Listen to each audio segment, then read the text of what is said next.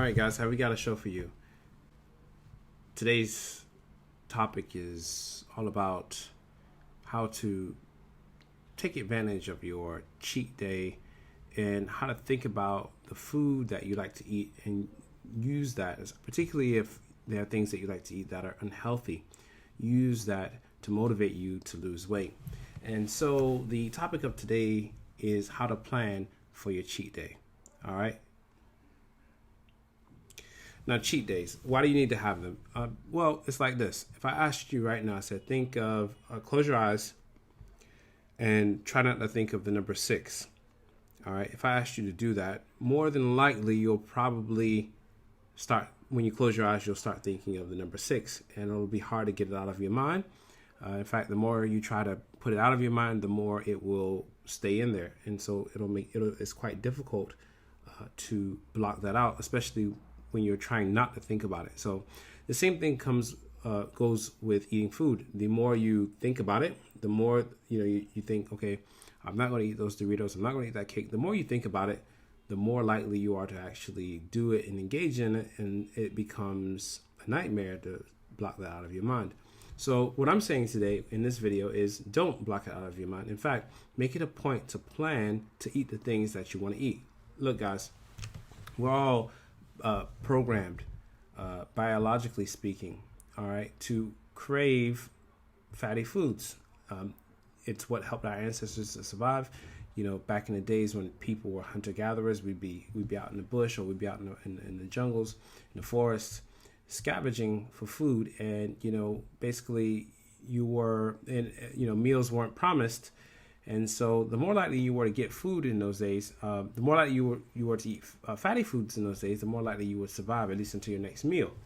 All right. Whereas those who ate lean and mean were probably less likely to survive because food wasn't that commonplace. So here we are many, many generations later, and we're surrounded by this abundance of food. All right. But yet the desire, because, genes don't adapt overnight.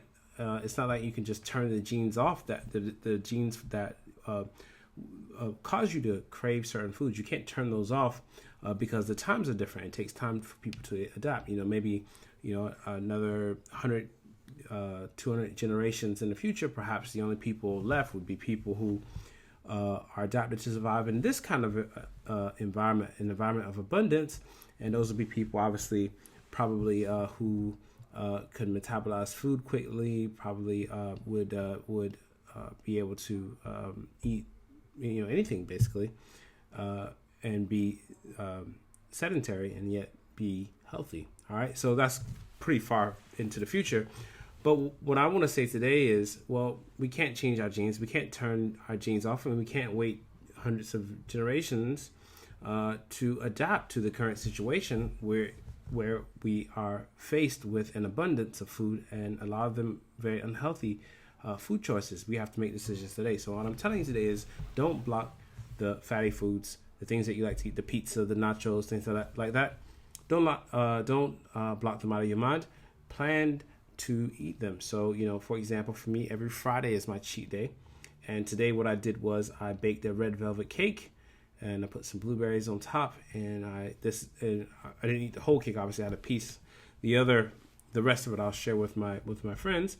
But that's what I do on a cheat day. So I basically plan what I want to eat, and I make it a goal to actually have that on my cheat day. Because the more you try to get rid of all unhealthy food altogether, you're going to come across the barrier that is your body actually wanting you to indulge in junk food or unhealthy food or fatty foods. Again, that's very natural. It's very normal.